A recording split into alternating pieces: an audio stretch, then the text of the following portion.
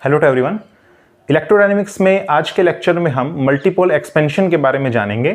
इससे हम जो इलेक्ट्रोस्टैटिक पोटेंशियल है या इलेक्ट्रोस्टैटिक फील्ड है, इसकी डिपेंडेंसी फाइंड आउट करते हैं डिस्टेंस पर, किसी पॉइंट पर due to system of various charges. और ये जो चार्ज का डिस्ट्रीब्यूशन है वो नॉन यूनिफॉर्म है, यानी कि जो वॉल्यूम चार्ज डेंसिटी है वो या तो डिस्टेंस या फिर एंगल का फंक्शन होगा, तो वो यहाँ पर नॉन यूनिफॉर्म चार्ज डिस्ट्रीब्यूशन हुआ। तो एक arbitrary non uniform charge distribution की वजह से किसी फार पॉइंट पर इलेक्ट्रोस्टैटिक पोटेंशियल या फिर फील्ड किस तरीके से डिस्टेंस पर डिपेंड करने लग रही है, ये हम फाइंड आउट करते हैं। अब तक हमने सिंगल चार्ज यानी मोनोपोल के बारे में पढ़ा था, डाइपोल भी हम पढ़ते हैं +2 के अंदर, और जो हमारे पास क्वाड्रपोल है, ऑक्टोपोल है, इनकी वजह से सिस्टम के अंदर जो हमारे पास इलेक्ट्रोस्टैटिक पोटेंशियल या फिर फील्ड जो डेवलप होता है किसी दूर एक पॉइंट पर, वो हम चेक करते हैं उसकी डिपेंडेंसी किस तरीके से आती है। तो एक जनरलाइज्ड फॉर्मूला जो है हम यहाँ पर अचीव करते हैं। बिफोर मल्टीपोल एक्सपेंशन हम स्टडी करेंगे यहाँ पर आज जो प्लेन शीट है, इन्फिनाइट प्लेन शीट, उसके बारे में स्टडी करते हैं कि इलेक्ट्रिक फील्ड किसी पॉइंट पर कितना होता है। अब तक हमने डिस्क है, रिंग है, शेल है, स्फेयर है, वायर है, इन सब के बारे में स्टडी किया, इलेक्ट्रिक फील्ड पोटेंशियल को रिलेटेड, और जो भी क्वेश्चंस बन सकते हैं उनको भी हमने स्टडी किया था। तो अभी लास्ट जो बचता है वो हमारे पास है इनफाइनाइटली प्लेन शीट, ये हम स्टडी करते हैं। ठीक है, तो देखो इन्फिनाइट प्लेन शीट की वजह से जो इलेक्ट्रिक फील्ड किसी भी पॉइंट पर आप फाइंड आउट कर दीजिए, डिस्टेंस पर डिपेंड नहीं करती है, इसकी जो वैल्यू होती है वो है sigma divided by 2 epsilon not, या आप कह सकते हैं Q divided bye 2a epsilon not. अगर इस शीट का जो एरिया है वो कैपिटल A है, और यही कैपिटल A एरिया जो है वो गॉसियन सरफेस का एरिया होगा। इस केस में जो गॉसियन सरफेस होता है वो होता है पिल बॉक्स, ठीक है ना। तो जब हम गॉस लॉ का यूज करते हैं तो इलेक्ट्रोस्टैटिक जो फील्ड आती है हमारे पास, उसकी ये वैल्यू आती है। अगर हम 2 कंडक्टिंग प्लेन शीट्स लेकर के चले, ठीक है ना, 2 कंडक्टिंग प्लेन शीट्स ये हम लेकर के चलते हैं। जैसे मान लीजिए हमारे पास ये शीट है, शीट 1 और शीट 2, इस पर हमने चार्ज दिया +Q, इस पर चार्ज दिया -Q। अब +Q की वजह से देखो यहाँ पर 3 रीजन है, 1, 2 और 3। अब +Q की वजह से जो इलेक्ट्रोस्टैटिक फील्ड है इसकी डायरेक्शन रेडियली आउटवर्ड होगी, और -Q की वजह से रेडियली इनवर्ड होगी। ठीक है, इनकी जो वैल्यूज हैं वो सेम यहाँ पर हमने गॉस लॉ से फाइंड आउट किया है। इसकी वैल्यू आती है Q divided by 2 epsilon not. Distance जो इनके बीच का मान के चलते हैं वो D मान लेते हैं, ठीक है, और एरिया जो दोनों प्लेट्स का है वो कैपिटल A है। अब यहाँ पर देखो ये जो फील्ड है, ठीक है ना, ये इस डायरेक्शन में लग रही है और इस वाले की वजह से भी इसी डायरेक्शन में होगी, और दोनों जो है क्या हो जाएगा यहाँ पर ऐड हो जाएंगे, ठीक है ना। तो अगर ऐड हो गए तो कितना आ जाएगा, Q डिवाइडेड बाय ये हो जाएगा 2a एप्सिलॉन नॉट प्लस में -Q divided by 2 epsilon not. तो आंसर कितना आ गया, 0 आ गया। तो यहाँ पर जो नेट इलेक्ट्रोस्टैटिक फील्ड है उसकी वैल्यू 0 है इन रीजन 1। इसी तरीके से रीजन नंबर 3 जो है, इस केस में भी जो इलेक्ट्रिक फील्ड की वैल्यू है वो कितनी है, 0 है। लेकिन रीजन 2 में इलेक्ट्रिक फील्ड की वैल्यू 0 नहीं है, ठीक है। यहाँ पर जो इलेक्ट्रिक फील्ड की वैल्यू होगी वो हो जाएगी हमारे पास sigma divided by 2 epsilon not और प्लस में -sigma divided by 2 epsilon not. Sorry, यहाँ पर सब्ट्रैक्शन हो जाएगा ना, क्योंकि अपोजिट डायरेक्शन है। यहाँ पर हो जाएगा 2 sigma divided by 2 epsilon not, यानी sigma divided by epsilon not, और Q divided by epsilon not A, ये वैल्यू होगी उसकी। Q divided by epsilon not A, ये इलेक्ट्रिक फील्ड की वैल्यू हो जाएगी इन रीजन 2। तो यहाँ पर प्लेट के लेफ्ट साइड में चार्ज कितना है, 0, इस तरफ भी चार्ज कितना है, 0। तो +Q सारा का सारा चार्ज यहाँ पर है, ठीक है, +Q, और -Q सारा चार्ज यहाँ पर है। तो चार्ज जो है वो दोनों प्लेट्स के बीच बाउंड है, ठीक है ना, इन सम डिस्टेंस से D। इसका मतलब यहाँ पर ये कैपेसिटर फॉर्म करने लग रहा है, कैपेसिटर। अब यहाँ पर इसका कैपेसिटेंस अगर आप फाइंड आउट करेंगे, this is called parallel plate capacitor, ठीक है ना, पैरेलल प्लेट कैपेसिटर। तो पैरेलल प्लेट कैपेसिटर का कैपेसिटेंस कितना होगा, देखो इलेक्ट्रिक फील्ड कितना है, इलेक्ट्रिक फील्ड की वैल्यू है Q divided by epsilon not A। अगर हम पोटेंशियल फाइंड आउट करेंगे तो आ जाएगा माइनस में E.R, ठीक है। ये तो डिस्टेंस D है, तो यहाँ पर हो जाएगा Q D divided by epsilon not A, और Q इज इक्वल टू कितना होता है, CV होता है, तो V की वैल्यू कितनी आ जाएगी यहाँ से, Q डिवाइडेड बाय C। तो ये Q से ये Q कैंसिल हो जाएगा, और C की वैल्यू आ जाएगी यहाँ से epsilon not A divided by D। तो ये पैरेलल प्लेट कैपेसिटर का कैपेसिटेंस होता है। अगर इसके बीच में डाइलेक्ट्रिक आप इंट्रोड्यूस कर देते हैं, फुल्ली इंसर्ट कर देते हैं, तो यहाँ पर जो नया कैपेसिटेंस की वैल्यू होगी वो K टाइम्स इंक्रीज हो जाती है, ठीक है ना, where K is called dielectric constant, और you say that relative permittivity, ठीक है ना। इसको कई बार ऐसे लिख सकते हैं एप्सिलॉन आर और सी। अब नेक्स्ट जो है हम एक प्लेन शीट पर बेस्ड क्वेश्चन देख लेते हैं। सो हम जो है एक एग्जांपल देखते हैं। ये हमारे पास 3 मेटल प्लेट्स हैं, ठीक है ना, 3 मेटल प्लेट्स हैं। इनका नाम दे देते हैं ए, बी और सी। इन पर जो चार्ज हमने डिस्ट्रीब्यूट किया है वो है Q, 2Q और इस पर मान लीजिए -3Q है। तो आपने फाइंड आउट करना है इस प्लेट B के राइट मोस्ट, यानी यहाँ पर जो है कितना चार्ज होगा, यहाँ पर कितना चार्ज होगा, ठीक है ना। यहाँ फाइंड आउट नहीं करना है आपने, यहाँ फाइंड आउट करना है यहाँ पर कितना चार्ज है। सो कैसे करेंगे, देखो सबसे पहले तो चार्जेस का डिस्ट्रीब्यूशन करना पड़ेगा आपको, और ये फैक्ट आपने यूज करना होगा कि मेटल प्लेट के अंदर जो है इलेक्ट्रिक फील्ड जो है उसकी वैल्यू कितनी होती है, 0 होती है। चाहे फिर आप ए की बात कर लीजिए, चाहे बी की या फिर सी की, किसी भी एक की बात कर लीजिए, किसी भी पॉइंट पर इनसाइड दैट मेटल प्लेट। अब सबसे पहले तो चार्जेस का अगर डिस्ट्रीब्यूशन करेंगे तो मान लीजिए इस प्लेट के इधर की तरफ चार्ज जो आ रहा है वो Q डैश है, तो इधर कितना हो जाएगा, Q - Q डैश हो जाएगा। जैसा हमने शेल के केस में किया था सेम यहाँ पर करना है हमने। इलेक्ट्रोस्टैटिक इंडक्शन से अगर Q डैश यहाँ है तो यहाँ कितना हो जाएगा, -Q डैश हो जाएगा। अब नेट आपने 2Q लेकर के आना है, तो यहाँ पर हो जाएगा Q डैश और प्लस में 2Q। इलेक्ट्रोस्टैटिक इंडक्शन से यहाँ पर कितना हो जाएगा, माइनस में Q डैश प्लस में 2Q, ठीक है ना। और नेट यहाँ पर -3Q लेकर के आना है, तो यहाँ हो जाएगा Q डैश और माइनस में Q, but Q is greater than Q dash, so minus sign Q - Q dash हो जाएगा, ठीक है ना। इस तरीके से आप इसको लिखेंगे। और नेट जो है इस पर कितना आ रहा है, -3Q, इस पर नेट 2Q और इस पर Q, ठीक है। आप सम करके देख सकते हैं चीज़। अब आपने जो इफेक्ट यूज़ करना है कि इस मेटल प्लेट के अंदर किसी पॉइंट पर इलेक्ट्रिक फील्ड की वैल्यू कितनी होती है, 0 होती है। इस पर चार्ज क्या है, इस पर चार्ज पॉजिटिव है, इस पर चार्ज पॉजिटिव है, यहाँ चार्ज नेगेटिव है, यहाँ चार्ज पॉजिटिव है, यहाँ चार्ज नेगेटिव और यहाँ चार्ज नेगेटिव। तो इलेक्ट्रिक फील्ड जो है उसकी आप डायरेक्शन देख लीजिए, उसका मैग्नीट्यूड आप देख लीजिए, और फिर उसके बाद इलेक्ट्रिक फील्ड वेक्टर क्वांटिटी है इस पॉइंट पर, या तो यहाँ पर या यहाँ पर कहीं पर भी एक जो पॉइंट जो है इनसाइड आपने मेटल प्लेट के अंदर नेट इलेक्ट्रिक फील्ड की वैल्यू कितनी रख देनी है, 0 रख देनी है। तो मान लीजिए जो प्लेट सी है इसके अंदर मैं कोई पॉइंट मानता हूँ P पॉइंट, ठीक है। तो इस तरीके से बनेगा, ये प्लेट A, ये प्लेट B और ये है प्लेट C। तो इसके अंदर मैंने मान लिया यहाँ पर पॉइंट कितना है, P है। तो नेट इलेक्ट्रिक फील्ड जो पॉइंट P पर होगा उसकी वैल्यू कितनी है, 0। इस फैक्ट से आपको Q डैश की वैल्यू मिलेगी। जैसे Q डैश मिल जाएगा तो यहाँ पर जो प्लेट B है इसके राइट पार्ट में कितना चार्ज स्टोर हुआ है, यहाँ पर है Q डैश प्लस 2Q। इसकी वैल्यू आप फाइंड आउट कर सकते हैं। अब इसके ऊपर जो चार्ज है वो पॉजिटिव है, यहाँ पॉजिटिव, यहाँ नेगेटिव, यहाँ पॉजिटिव, यहाँ नेगेटिव और यहाँ नेगेटिव। पॉइंट P के रेफरेंस से देखिए कि इलेक्ट्रिक फील्ड की डायरेक्शन किधर की तरफ होगी। देखो अगर यहाँ पर पॉजिटिव साइन आएगा, ठीक है, इधर की तरफ अगर पॉजिटिव आएगा तो ये किस तरफ होगा, इलेक्ट्रिक फील्ड की डायरेक्शन इधर तो हो नहीं सकता, इधर की तरफ होगा, ठीक है। ये पॉजिटिव है, पॉइंट P उधर है, रेफरेंस में अगर देखें तो यहाँ पर अगर पॉजिटिव चार्ज आप इस तरीके से मान के चलते हैं तो ये इधर तो हो नहीं सकता, रेडियल इनवर्ड, तो ये बाहर की तरफ होगा, यानी इस डायरेक्शन में होगा।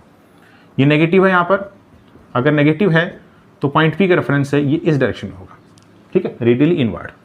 ये पॉजिटिव है तो पॉजिटिव के आउटवर्ड होगा, यानी इस डायरेक्शन में। यहाँ पर नेगेटिव है, अगर यहाँ नेगेटिव तो पॉइंट P के रेफरेंस में इस डायरेक्शन में होगा, ठीक है, इनवर्ड। और अगर यहाँ पर नेगेटिव है तो यहाँ पर इस डायरेक्शन में हो जाएगा, ठीक है ना। तो ये हमने चार्जेस का जो है डिस्ट्रीब्यूशन किया, और हमने यहाँ पर डायरेक्शन भी शो किया, किसका, इलेक्ट्रिक फील्ड का। इसमें जो है डायरेक्शन क्या क्या होने लग रही है, डायरेक्शन क्या आने लग रही है, यहाँ पर राइट है, ये वाले में राइट है, ये वाले में लेफ्ट है, ये वाले में राइट है, ये वाले में लेफ्ट है और ये वाले में राइट है। अब आप जो है एक साइन कन्वेंशन यूज कीजिए कि राइट को आप पॉजिटिव लेकर के चल रहे हैं या लेफ्ट को पॉजिटिव लेकर के चल रहे हैं, ठीक है, वही आपने लेना है। जैसे मान लीजिए राइट को आप पॉजिटिव ले रहे हैं तो ये पॉजिटिव, ये पॉजिटिव, ये नेगेटिव, ये पॉजिटिव, ये नेगेटिव और ये पॉजिटिव। ये आप कब यूज करेंगे, ये तब आप यूज करेंगे जब आप net electric field point P पर फाइंड आउट करेंगे, और यहाँ पर इलेक्ट्रिक फील्ड एक वेक्टर क्वांटिटी है, तो आपने पॉजिटिव और नेगेटिव साइंस को देख करके चलना है।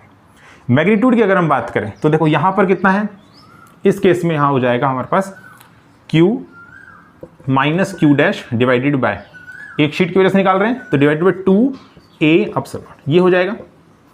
यहाँ पर अगर देखें तो सिर्फ और सिर्फ मैग्नीट्यूड की बात करना है हमने, ठीक है, मैग्नीट्यूड की बात करेंगे क्योंकि हमने साइन कन्वेंशन ले लिया है, ठीक है ना, क्योंकि वेक्टर क्वांटिटी का साइन कन्वेंशन यहाँ से हमने देख लिया है, राइट लेफ्ट करके, ठीक है। यहाँ पर कितना हो जाएगा, यहाँ हो जाएगा Q dash divided bye 2a epsilon. यहाँ पर कितना हो जाएगा, -Q डैश नहीं, मैग्नीट्यूड की बात कर रहे हैं तो Q dash divided bye 2a epsilon. इस तरीके से हम लिख देंगे। और नेट इलेक्ट्रिक फील्ड जब आप 0 पुट करेंगे तो जो डिनोमिनेटर में आ रहे हैं 2 एप्सिलॉन नॉट, ये वहाँ जाकर कितना हो जाएंगे, 0 हो जाएंगे। तो चार्जेस जो हैं इनका सम वो 0 हो रहा है। किस तरीके से, सो देखो यहाँ पर आ जाएगा plus of q minus Q dash, तो q minus Q dash, plus of Q dash, तो प्लस में Q dash, minus of Q dash, तो यहाँ पर हो जाएगा माइनस में क्यू डैश। ठीक है, फिर इसके बाद आने लग रहा है यहाँ पर प्लस का, यहाँ पर आ रहा था क्यू डैश प्लस में 2q। ठीक है, फिर माइनस में यहाँ पर जो आ रहा था वो हमारे पास है क्यू डैश प्लस में 2q, और लास्ट है प्लस में ये हो जाएगा q minus Q dash, and this is equal to 0। ठीक है, q minus Q dash, magnitude की बात किया सर।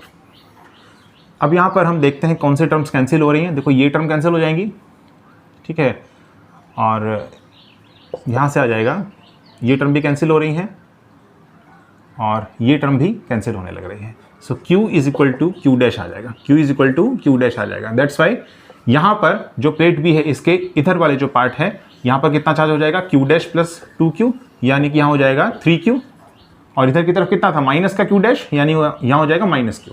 तो नेट कितना हो गया 3q माइनस q, यानी कि 2q। तो सही आ रहा है, 2q आना चाहिए हमारे पास। ठीक है ना, तो 3q जो है यहाँ पर राइट पार्ट में जाएगा। So that was the answer. So देखिए मल्टीपल एक्सपेंशन में हम क्या करेंगे, एक आर्बिट्रेरी जो है हम एक बॉडी मान के चलेंगे, ठीक है ना, 3 डायमेंशनल बॉडी है और इस पर हमने नॉन यूनिफॉर्म चार्ज का डिस्ट्रीब्यूशन किया है। तो इसमें जो रो है ये वेरी करने लग रहा है डिस्टेंस के साथ, हो सकता है एंगल का भी जो है हमारे पास में फंक्शन हो, ठीक है ना। तो आर डैश हम मान के चलते हैं। अब इसका जो कंप्लीट का जो वॉल्यूम है ना वो मान लीजिए कैपिटल V है, और किसी दूर एक पॉइंट P पर हम फाइंड आउट करना चाहते हैं कि नेट पोटेंशियल कितना होगा, ठीक है ना। तो यहाँ पर एक स्मॉल एलिमेंट हम मान के चलते हैं, सपोज कीजिए दिस इज dV डैश, ठीक है, जो यहाँ से कितना दूरी है r डैश दूरी है, ठीक है, और यहाँ से पॉइंट P जो है इसकी दूरी है कैपिटल R वेक्टर, और यहाँ से जो है ये वेक्टर की दूरी है R, ठीक है, और ये जो है ये एंगल थीटा होता है, ठीक है ना, ये एंगल थीटा होता है यहाँ पर। जो आप देखते हैं इलेक्ट्रिक डाइपोल के केस में P R कोस थीटा, ठीक है, वहाँ पर ये थीटा इनके बीच का एंगल होता है। अब जो पोटेंशियल पॉइंट P पर होगा इस स्मॉल एलिमेंट की वजह से वो कितना हो जाएगा, dVp is equal to rho dV dash, ठीक है ना, dq डैश की तो वैल्यू होगी, ठीक है ना, रो dV dash divided by 4 pi epsilon not, और डिस्टेंस कितना है, डिस्टेंस है r, लेकिन r का हम मैग्नीट्यूड लेकर के चलेंगे, ठीक है ना। अब कैपिटल R की जो वैल्यू है वो r डैश और r की टर्म में अगर आप फाइंड आउट करेंगे तो ये हम फाइंड आउट करेंगे by using triangle law of vector addition. तो triangle law of vector addition से आ जाएगा यहाँ पर ये हो जाएगा r डैश प्लस में capital R, this is equal to ये हो जाएगा r वेक्टर, ठीक है। तो r is equal to r minus में r डैश, ठीक है। तो r वेक्टर का जो मैग्नीट्यूड हो गया वो हमारे पास हो गया r स्क्वायर प्लस में r डैश स्क्वायर और माइनस में 2r डैश, और इनके बीच का एंगल कितना है, थीटा है, तो कोस थीटा हो जाएगा, ठीक है। ये वैल्यू यहाँ पर रख देते हैं तो ये हो जाएगा, ये नेट पोटेंशियल आएगा, ठीक है। उसके बाद ये आपने इंटीग्रेशन करना है, तो यहाँ हो जाएगा rho dV dash divided by 4 pi epsilon not, और देखो यहाँ से क्या करते हैं बाइनोमियल एक्सपेंशन करना पड़ेगा, ठीक है। तो ये जो r है, r स्क्वायर है, इसको हम बाहर ले लेते हैं, ठीक है, इस कोफिशिएंट को 1 बना लेते हैं। जैसे 1 बन जाएगा ऊपर ले जाकर इसकी पावर कितनी हो जाएगी, -½ हो जाएगी, बाइनोमियल एक्सपेंशन होगा, तो एक हमारे पास में मल्टीपल एक्सपेंशन जो है वो टर्म यहाँ पर आएगी, ठीक है। तो r स्क्वायर का अंडर रूट यानी r जो है वो हमने कॉमन ले लिया, तो 1 प्लस में r dash square divided by r square minus में 2r dash divided bye r और कोस थीटा, इसकी पावर ½ हो जाएगा, ठीक है। तो यहाँ से आ गया रो dV dash divided by 4 pi epsilon naught r, और 1 प्लस में r dash square divided by r square minus 2r dash by r cos theta, और इसकी पावर हो जाएगी -½ अब बाइनोमियल एक्सपेंशन जो है इसका फॉर्मूला होता है 1 प्लस x की power n, this is equal to 1 plus nx by 1 factorial plus में n of n minus 1 of x square by 2 factorial and so on up to infinity. देखो यहाँ से आ जाएगा rho dV dash divided by 4 pi epsilon naught r, ठीक है, और यहाँ से आ जाएगा 1 माइनस में, ठीक है ना, 1 माइनस n को आपने आगे लेकर करना, तो 1 minus ½ of r dash square divided by r square minus में 2r dash divided bye r cos theta, ठीक है ना, और 1 फैक्टोरियल तो 1 ही होता है। प्लस में, फिर इसके बाद यहाँ आ जाएगा n ऑफ n माइनस 1 यानी कि माइनस हाफ और माइनस हाफ माइनस 1 यानी कि हो गया -3/2 डिवाइडेड बाय 2 फैक्टोरियल, वो 2 होता है, ठीक है, और एक्स स्क्वायर यानी कि r dash square by r square minus 2r dash by r cos theta और इसका whole square and dash infinity तक, ठीक है ना। इसकी वैल्यू कितनी होगी, देखो प्लस का 3/4 और 4 डिवाइडेड बाई 2 यानी 8 हो गया, ठीक है ना, मल्टीप्लाई होगा वहाँ जाकर के तो 3/8 हो जाएगा, ये 3/8 हो जाएगा। अब यहाँ से जो हमने जो कांस्टेंट टर्म है उसको आपने अलग रखना है, r डैश बाय r का कोफिशिएंट अलग करना है, r dash square by r square इसका कोफिशिएंट अलग करना है, r dash cube by r cube इसका अलग, ठीक है, इस तरीके से करते जाना है अप टू इन्फिनिटी। तो देखो यहाँ पर आ जाएगा rho dv dash divided by 4 epsilon naught r, और यहाँ पर हो जाएगा कांस्टेंट टर्म यहाँ पर 1 है, ठीक है, बाकी तो कांस्टेंट नहीं है। फिर इसके बाद प्लस में r डैश बाय r, इसका आप देख लीजिए कोफिशिएंट क्या आएगा, तो r डैश बाय r जो है वो हमारे पास यहाँ पर आने लग रहा है, ठीक है, तो -2 इंटू माइनस हाफ तो ये हो जाएगा 1 और 1 इंटू कोस थीटा तो यहाँ पर हो जाएगा कोस थीटा।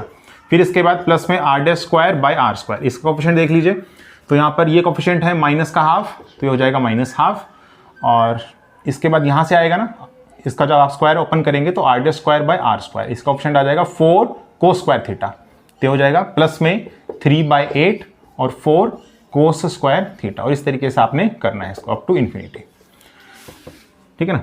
और नेट जो है आपके पास पोटेंशियल आ जाएगा at point P integration rho dv dash divided by 4 epsilon naught r, और देखिए इसकी जो वैल्यू है वो कितनी है, ये 2 पर कैंसिल हो गया, 3 कोस स्क्वायर थीटा -1 डिवाइडेड बाय 2, ठीक है। तो ये हमारे पास लीजेंडरी पॉलिनोमियल है, ये लीजेंडरी पॉलिनोमियल है, यहाँ पर ये लीजेंडरी पॉलिनोमियल है, यानी कि जनरल अगर हम देखें तो PL ऑफ कोस थीटा ये हमारे पास में, जहाँ पर L रन कर रहा होगा 0 से लेकर के इन्फिनिटी तक, ठीक है ना।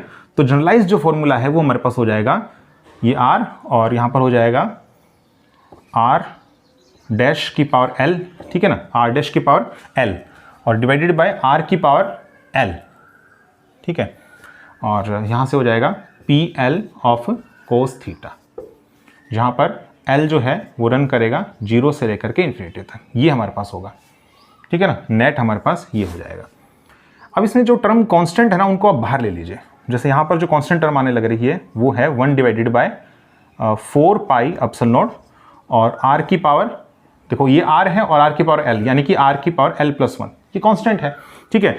तो इंटीग्रेशन जो होने लग रहा है वो है रो dv डैश r डैश की पावर l और PL ऑफ कोस थीटा, ठीक है। जैसे मोनोपोल टर्म है तो मोनोपोल टर्म जो है उसमें अंदर हम l = 0 रखेंगे, ठीक है। इस तरीके से जो हमारे पास डाइपोल है उसमें l = 1 रखेंगे, क्वाड्रपोल में l = 2 रखेंगे, इस तरीके से हमने करना है इसको, ठीक है ना। सो l जो है यहाँ पर रन कर रहा है 0 1 2 सॉन अप टू इन्फिनिटी, ठीक है ना। और ये चीज वेरी करेगा, ये कांस्टेंट है, तो पोटेंशियल पॉइंट P पर जो है वो किस तरीके से वेरी कर रहा है 1/r की पावर l+1, ठीक है। जैसे मोनोपोल यानी कि सिंगल चार्ज की वजह से l = 0 पुट करेंगे तो सिंगल चार्ज की वजह से पोटेंशियल जो है वो इन्वर्सली प्रोपोर्शनल होता है r के।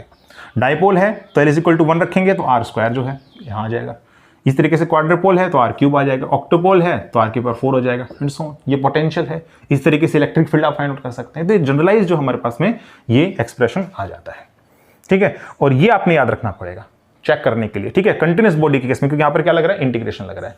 अगर कंटिन्यूस नहीं है, डिस्क्रीट केस है, तो फिर उस केस में आपने देखना पड़ेगा मोनोपोल टर्म हो जाएगी QI, ठीक है, और डाइपोल हो जाएगा QI RI वेक्टर। इसी तरीके से क्वाड्रपोल टर्म ये हमारे पास हो जाएगा QI A स्क्वायर, और ये हो जाएगा 3 कोस स्क्वायर थीटा -1 डिवाइडेड बाई 2, ठीक है ना। और यहाँ पर R स्क्वायर भी हो सकता है, ये तो डिपेंड करता है डिस्टेंस है तो, ठीक है। और डिस्टेंस जो है इसमें नेगेटिव पॉजिटिव का चक्कर तो रहेगा ना, क्योंकि इसका क्या है स्क्वायर है, तो बस यहाँ पर थीटा वेरी करेगा और चार्ज जो है इसका मैग्नीट्यूड वेरी करेगा, ठीक है ना। यहाँ पर हो सकता है +Q -Q इस तरीके से, तो इस तरीके से हम जो है चेक करेंगे। अब इसको जो है एग्जाम्पल मैं आपको करवा देता हूँ, कंटिन्यूस बॉडी केस में भी और डिस्क्रीट के केस में, दोनों के एग्जाम्पल करवा देता हूँ। ये जो है ये ग्रिफिथ्स की प्रॉब्लम है, उसको मैं आपको सोल्व करवाता हूँ स्फीयर के केस में, और ये जो है आप कोई क्वेश्चन ले लीजिए, जैसे गेट में क्वेश्चन आया हुआ था वो मैं करवा देता हूँ इस केस में। सो ये जो क्वेश्चन है ये गेट 2019 का है, ठीक है ना। गेट 2019 सिस्टम में इस तरीके से गिवन था कि ये यहाँ पर चार्ज -Q/2, यहाँ -Q/2, यहाँ पर ये ओरिजिन है, डिस्टेंस जो है वो d है, ये एक्सिस y एक्सिस है, ये एक्सिस z एक्सिस है, यहाँ पर चार्ज q है और इसके बीच का डिस्टेंस भी d है। अब आपने किसी जनरलाइज्ड पॉइंट जो है, सपोज कीजिए पॉइंट P यहाँ पर है, ये एंगल थीटा है और आर दूरी पर है। यहाँ पर आपने पोटेंशियल बताना, इसकी डिपेंडेंसी किस तरीके से आर पर होगी, ठीक है। तो देखो यहाँ पर जो है डिस्क्रीट केस है, charge minus Q by two यहाँ रखा है, charge minus Q by two यहाँ रखा है, चार्ज क्यू यहाँ रखा है, तो डिस्क्रीट केस है। अब सबसे पहले यहाँ पर मोनोपोल टर्म जो है उसको चेक करते हैं। मोनोपोल टर्म, इसमें समेशन क्यू आई देखते हैं, तो यहाँ पर हो जाएगा Q minus Q by two minus Q by two, कितना आ रहा है, 0 आने लग रहा है। तो इसका कंट्रीब्यूशन नहीं है, इसका कंट्रीब्यूशन कितना है, 0 है, ठीक है। नेक्स्ट है डाइपोल का, देख लेते हैं एक बार। डाइपोल के केस में क्यू आई आर आई हो जाएगा, ठीक है, और वेक्टर क्वांटिटी है, तो यहाँ पर हो जाएगा क्यू, डिस्टेंस कितना है, डी है, और प्लस जेड एक्सिस है। प्लस में यहाँ पर हो जाएगा माइनस का Q by two, distance D है, और ये हो जाएगा माइनस का वाई कैप। प्लस में यहाँ हो जाएगा माइनस का क्यू बाई टू डी, और ये है प्लस का वाई कैप। तो देखो ये तो कैंसिल हो गया, तो इसका आंसर कितना आ गया, क्यू डी और Z cap. It is not equal to 0, ठीक है ना। तो ये हमारे पास डोमिनेंट टर्म है, ठीक है ना, डाइपोल टर्म। तो इसलिए जो पोटेंशियल है this varies as 1 divided by R to the power L plus 1। इस केस में एल की वैल्यू कितनी हो जाएगी, यहाँ पर हो जाएगा 1, तो 1 बाई आर स्क्वायर हो जाएगा। अगर इलेक्ट्रिक फील्ड देखेंगे तो 1 बाई आर क्यूब हो जाएगा यहाँ पर, ठीक है। तो इस तरीके से हमने क्वेश्चन करना है। अब एक हम चेक करते हैं कंटिन्यूस का केस। सो जो प्रॉब्लम है ये ग्रिफिथ्स की है, ठीक है। इसमें गिवन था, ठीक है, प्रॉब्लम गिवन है कि एक स्फीयर जो है ना उसका रेडियस कितना है, कैपिटल आर है। एक स्फीयर जिसका रेडियस कितना है, कैपिटल आर है, और उस पर वॉल्यूम चार्ज डेंसिटी जो है वो नॉन यूनिफॉर्म है। उसकी जो वैल्यू है वो हमें गिवन है K R of R minus 2r sine theta divided by R square, ये वैल्यू गिवन है। और आपने फाइंड आउट करना है सिस्टम का जो पोटेंशियल है अलोंग जेड एक्सिस, किसी दूर एक पॉइंट पर आपने उसकी डिपेंडेंसी फाइंड आउट करनी है जेड पर किस तरीके से है। यानी कि पोटेंशियल पी जो है किसी पॉइंट पर वो इन्वर्सली प्रोपोर्शनल है जेड की पावर सपोज कीजिए एल प्लस 1। तो यहाँ पर जो एल की वैल्यू होगी ना वो कितनी होगी, ये आपने चेक करना है। तो स्फीयर जो है वो कंटिन्यूस बॉडी है। अगर स्फीयर कंटिन्यूस बॉडी है, यहाँ पर देखिए आर भी आ रहा है, थीटा भी आ रहा है, तो इस केस में आपने जो इंटीग्रेशन करना पड़ेगा। इंटीग्रेशन की जो टर्म थी वो कितनी थी, रो डी वी डैश, और यहाँ पर आ जाएगा P L of cos theta और आर डैश की पावर एल, ये ठीक है। और जो बाकी हमारे पास इधर की तरफ जो टर्म आ रहा था 1 divided by 4 pi epsilon naught R की पावर एल प्लस 1, ये तो क्या था, कांस्टेंट था। हमने तो इसको देखना है, ठीक है। सबसे पहले मैं बात कर लेता हूं यहाँ पर मोनोपोल टर्म की। तो मोनोपोल का हम इंटीग्रेशन देख लेते हैं। मोनोपोल के केस में क्या होगा, देखो मोनोपोल के केस में हो जाएगा रो की वैल्यू ये है, तो K R of R minus 2r sine theta divided by R square, D V dash हो जाएगा हमारे पास R square sine theta D R D theta D phi, ठीक है। P L of cos theta, P zero of cos theta which is 1, और are की power 0 which is 1। तो इसी को हमने करना है। 3 इंटीग्रेशन जरूर लगे हैं यहाँ पर। 0 से कैपिटल आर जाएगा, 0 से पाई जाएगा थीटा, और 0 से 2 पाई, ये होता है लिमिट फाई का, ठीक है। तो इसमें 3 पार्ट्स हैं, रेडियल पार्ट, एंगुलर पार्ट और ये फाई वाला पार्ट, ठीक है ना। तो यहाँ पर सबसे पहले बात कर लेता हूँ रेडियल पार्ट की। तो देखो रेडियल पार्ट कितना हो जाएगा, 0 से कैपिटल आर, और यहाँ आ जाएगा are of R minus 2r, और ये आर स्क्वायर से आर स्क्वायर कैंसिल हो जाएगा, और यहाँ आ जाएगा डी आर, ठीक है, डी आर आ जाएगा। तो यहाँ हो जाएगा आर स्क्वायर और आर 0 से कैपिटल आर, माइनस में आर 2r हो जाएगा, और आर स्क्वायर डिवाइडेड बाई 2 0 से कैपिटल आर, यहाँ हो जाएगा आर क्यूब, ये 2 से ये 2 कैंसिल हो जाएगा, माइनस में आर क्यूब, दैट मीन 0। तो कंप्लीट जो है इंटीग्रल की वैल्यू कितनी होगी, 0 हो गई। तो मोनोपोल टर्म जो है वो 0 है, ठीक है ना। इसका कोई किसी तरह का कंट्रीब्यूशन नहीं है। नेक्स्ट हम बात करते हैं डाइपोल के केस में। सो देखिए डाइपोल का कंट्रीब्यूशन अगर हम देखेंगे, डाइपोल का कंट्रीब्यूशन, तो उसमें हो जाएगा रो यानी कि K R R minus 2r sine theta divided by R square sine theta D R D theta D phi, फिर पी एल कोस थीटा था, ठीक है। एल की वैल्यू कितनी हो जाएगी, 1 हो जाएगी, तो P1 कोस थीटा होता है कोस थीटा, ठीक है। और फिर इसके बाद है आर डैश की पावर एल, आर डैश तो आर ही है, इसकी पावर एल है, यानी कि इसकी पावर कितनी 1 है, ठीक है, एल इज इक्वल टू 1, तो ये हो जाएगा आर। और यहाँ से अगर हम देखें 3 इंटीग्रेशन लग रहे हैं। इसमें सबसे पहले मैं एंगुलर पार्ट सोल्व करता हूँ, ठीक है ना, एंगुलर पार्ट, ठीक है। रेडियल पार्ट भी आप सोल्व कर सकते हैं, लेकिन एंगुलर पार्ट इसलिए सोल्व कर रहा हूँ क्योंकि इसकी वैल्यू 0 आती है। देखो इस केस में कितना हो जाएगा, 0 से लेकर के पाई, और देखो ये साइन थीटा, ये sine theta, sine square theta हो गया, और यहाँ पर ये क्या है, कोस थीटा है, और डी थीटा, इसकी वैल्यू कितनी होती है, 0 होती है।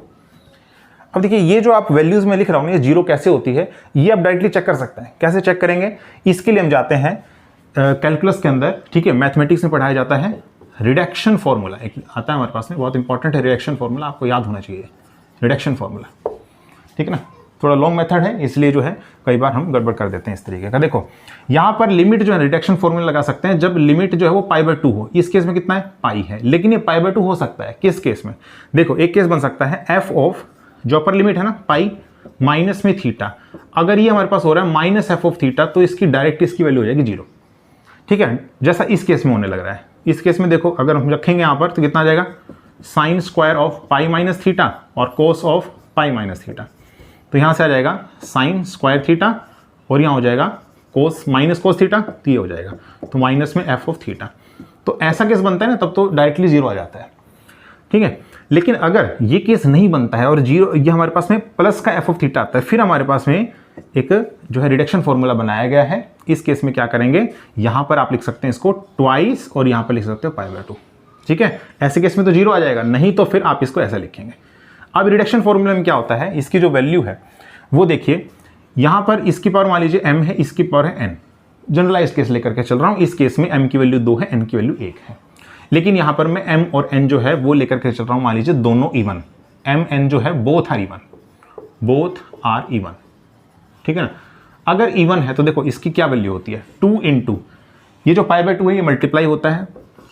अब आप समझ गए होंगे, देखो π/2 तभी आपने मल्टीप्लाई करना है जब m और n दोनों इवन होते हैं। ठीक है ना, अगर एक भी ओड हो गया या दोनों ओड हो जाते हैं तो उस केस में π/2 से मल्टीप्लाई नहीं करना है, ये इंपॉर्टेंट है। ठीक है, तो 2 ये और π/2 ये और मल्टीप्लाई यहां पर हो जाएगा m-1 का फैक्टोरियल इंटू में n-1 का फैक्टोरियल डिवाइडेड बाय m+n का फैक्टोरियल। ये इंपॉर्टेंट फॉर्मूला है। और इसमें भी ध्यान देने वाली बात यह है कि जब आप फैक्टोरियल को ओपन करेंगे ना तो आपने 2 के गैप में करना है। जैसे मान लीजिए m की वैल्यू है 4 और n की वैल्यू है 2। ठीक है, तो यहां पर जब रखेंगे ना तो यहां पर कितना आ जाएगा, 4-1 का फैक्टोरियल और यहाँ हो जाएगा 2-1 का factorial which is 1 factorial divided by m+n यानी 6 फैक्टोरियल।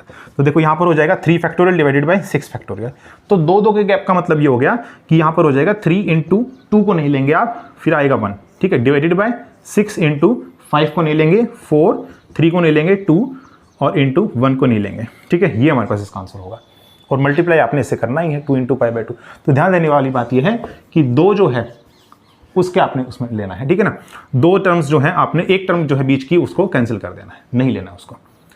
अब इस केस में जो है इसकी वैल्यू कितनी आ रही है, 0 आ रही है, तो होल टर्म इज 0, तो डाइपोल का भी कोई कंट्रीब्यूशन नहीं है। नेक्स्ट हम बात करते हैं यहाँ पर क्वाड्रपोल का। अब देखो क्वाड्रपोल का अगर आप देखें क्वाड्रपोल का कंट्रीब्यूशन तो यहाँ पर आ जाएगा 0 से कैपिटल R, 0 से पाई, 0 से 2π। 0 से 2π जो है इसको आप सिंपली लिख सकते हैं 2π, क्योंकि यहाँ पर जो रो है फंक्शन ही नहीं है पाई का। ठीक है, तो यहाँ पर 2π लिख देते हैं। नेक्स्ट है KR, R-2R sign theta divided bye R² sine theta dr d theta d∅।